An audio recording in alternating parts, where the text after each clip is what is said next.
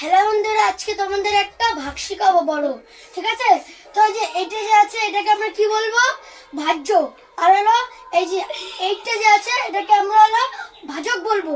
আর উপরে যেটা আসবে আনসারটা ওটাকে আমরা হলো ভাগফল বলবো। আর এই যে ভাগশেষটা যে আছে ওটা আমরা পরে বুঝে নেব। প্রথম এই যে এইটা আছে, এখানে আমরা ফোরের মধ্যে যাচ্ছে না, তো আমরা 48 নিয়ে নেবো। তাহলে 4 4 6 যায়, কোথায় 4?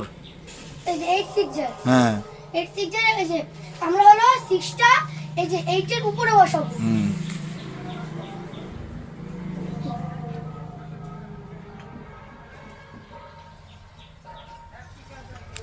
বিয়োগ করে কি হবে? এখানে কিছুই হবে না, জিরো আসলে আমরা জিরোটা বসাবো না। তারপর 7 নামাবো।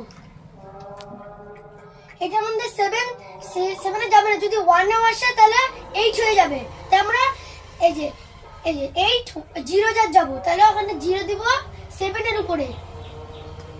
তারপর আমরা এখানে 0 দিব, তারপর 7 নামাবো।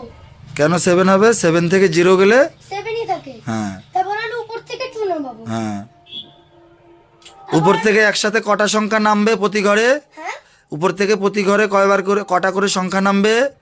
এই যে একটা করে একটা করেই নামবে সংখ্যা, কখনো একসাথে দুটো সংখ্যা নামবে না। নামবে না। হ্যাঁ তারপর হলো এই যে 8 72 আছে, তাহলে হলো কি লিখবো আমরা? 8 8 9 jar 72।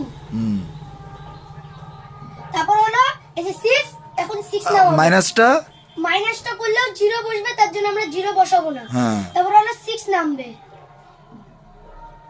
তাহলে হলো এই যে 8 আছে, 6টা ছোট, তার জন্য এর যাচ্ছে না। তাহলে আমরা এই যে 8 0 jar দেব। হ্যাঁ 8 0 jar, এই 6 এর উপরে 0টা দেব, তো এখানে 6 এর নিচে 0 দেব। তাহলে আমাদের অ্যানসার হয়ে গেল এই যে 6টা যে আছে এটা হলো ভাগশেষ, এটা হলো ভাজ্য, এটা হলো ভাজক, এটা হলো তো ভাগফল। পাশাপাশি লিখে দাও। এটা ভাগশেষ কখন আসে? হ্যাঁ? ভাগশেষ কেমন করে আসে? উপর থেকে কোনো সংখ্যা নামলে ভাগশেষ হবে না, না, মাইনাস করতে হবে। মাইনাস করে যে অ্যানসারটা হবে ওটা কারণ ভাগশেষ। ভাগ করার পরে যেটা থাকবে সেটাই ভাগশেষ। ডাইরেক্ট 6টা কখনো ভাগশেষ হবে না, 0 বার দিলে তবে সেটা ভাগশেষ হবে। হ্যাঁ